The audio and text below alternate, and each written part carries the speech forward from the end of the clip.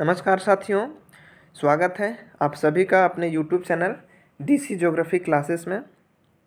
यदि आप चैनल पर नए हैं तो चैनल को सब्सक्राइब कर लीजिए और बेल आइकन को प्रेस कर लीजिए ताकि हर नई वीडियो का नोटिफिकेशन आप तक आसानी से पहुंच जाए। तो चलिए आज हम स्टार्ट करते हैं Indian geography complete PYQ series part 2। कल हमने पार्ट 1 कर लिया था। आई होप आपने वीडियो ज़रूर देखा होगा। तो आज पार्ट 2 करते हैं। तो आज का पहला प्रश्न आपके स्क्रीन पर ये रहा। निम्नलिखित में से कौन सी नदी एस्चुरी नहीं बनाती है? क्वेश्चन को ध्यान से पढ़िएगा और अपने आंसर देने का प्रयास कीजिएगा। वीडियो पॉज करके पहले आप अपना आंसर दीजिएगा, उसके बाद हमारे आंसर को आप सुनिएगा। तो ठीक है, चलिए। तो इसका करेक्ट आंसर क्या हो जाएगा? Option number D, Mahanadi. आपको ध्यान होगा कि जो नदियाँ बंगाल की खाड़ी में गिरती हैं वो डेल्टा बनाती हैं, और जो नदियाँ अरब सागर में गिरती हैं वो नदियाँ एस्चुरी बनाती हैं।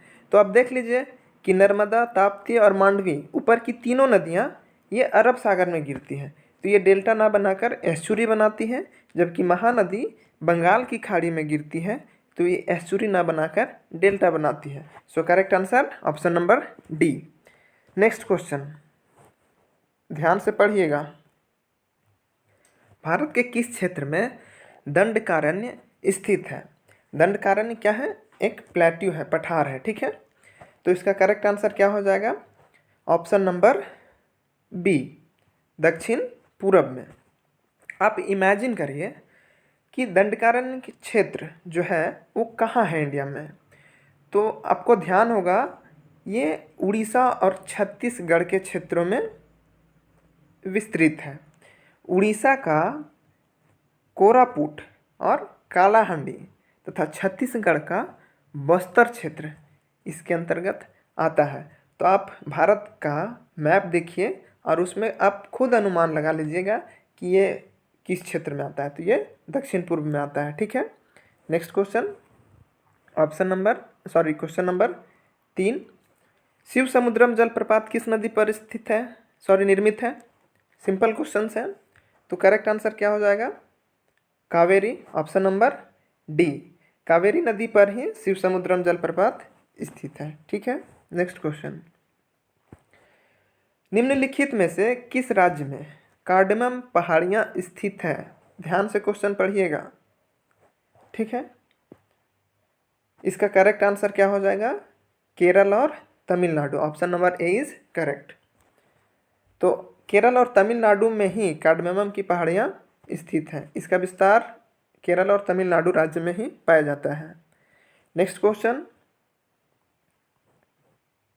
वह कौन सी नदी है जिसका उद्गम और मुहाना भारतीय गणराज्य में है?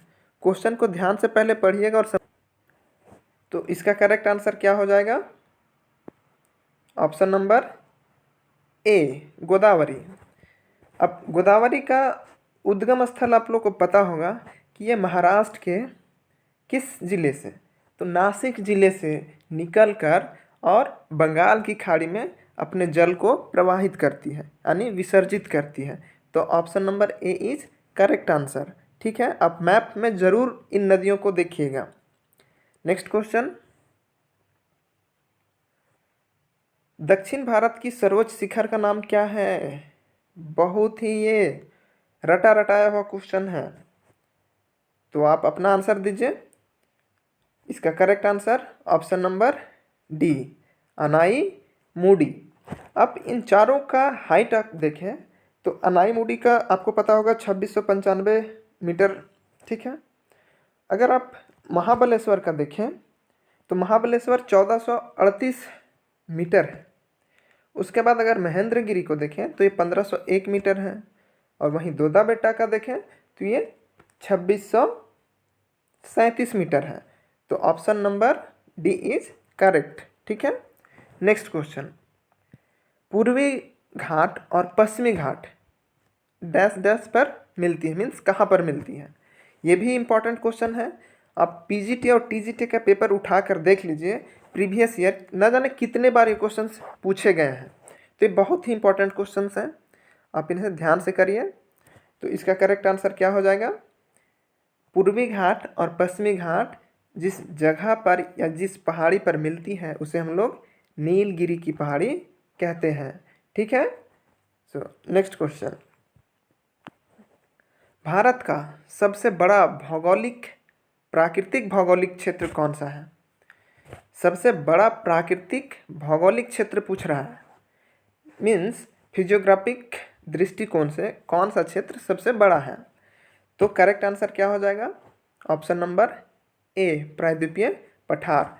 अगर आप भारत का संपूर्ण फिजियोग्राफिक रीजन देखिएगा, डिवीजन देखिएगा, तो उसमें आपको प्रायद्वीपीय पठार का विस्तार बहुत अधिक ही मिलेगा। ठीक है, तो option number A is correct.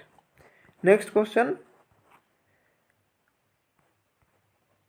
प्रायद्वीपीय भारत की सबसे बड़ी नदी कौन सी है? ये भी क्वेश्चंस पूछे जाते हैं और इसमें बहुत को कन्फ्यूजन होता है। ठीक है, तो अब ध्यान से क्वेश्चन को कीजिएगा। इसका करेक्ट आंसर क्या हो जाएगा? Option number A, Godavari. अब इन चारों नदियों की लंबाई की बात करें तो गोदावरी सबसे लंबी जो है वो 1465 किलोमीटर लंबी है। वहीं कृष्णा 1400 किलोमीटर है, कावेरी 805 किलोमीटर है और नर्मदा 1312 किलोमीटर है। So option number A is correct answer. आज का लास्ट क्वेश्चन ध्यान से पढ़िएगा, इससे 4 क्वेश्चंस बन सकते हैं, तो ध्यान से कीजिए क्या होगा सही आंसर। निम्नलिखित में से कौन सा दर्रा अरुणाचल प्रदेश को तिब्बत से जोड़ता है? आप इसको एलिमिनेट करके बहुत आसानी से कर सकते हैं। जैसे फर्स्ट है अघिल दर्रा, तो आपको पता होगा अघिल दर्रा ये लद्दाख में स्थित है, ये तो कट गया मेरा। ठीक है, अब आते हैं बनिहाल दर्रा। बनिहाल दर्रा कहाँ है? ये भी जम्मू कश्मीर में है, ये भी कट गया। अब चांगला है, ये भी कहाँ है? ये भी लद्दाख में है, तो ये भी कट गया। बचा क्या? बोमडिल्ला, जो अरुणाचल प्रदेश को तिब्बत से जोड़ती है। तो option number B is correct answer. तो ये था आज का हमारा सेशन। आई होप वीडियो आपको अच्छा लगा होगा और आप क्वेश्चन प्रैक्टिस करते रहिए। अगर आप चाहते हैं कि इस पीडीएफ को डाउनलोड करना, तो आप हमारे टेलीग्राम चैनल पे ज्वाइन कर सकते हैं और वहाँ से पीडीएफ आपको फ्री ऑफ कॉस्ट में मिल जाएगा, कोई प्रॉब्लम नहीं है। ठीक है, तो थैंक यू सो मच। आप लोगों को वीडियो अच्छा लगा हो तो वीडियो शेयर कर दीजिएगा, लाइक कर दीजिएगा और सब्सक्राइब कर दीजिएगा। Thank you so much.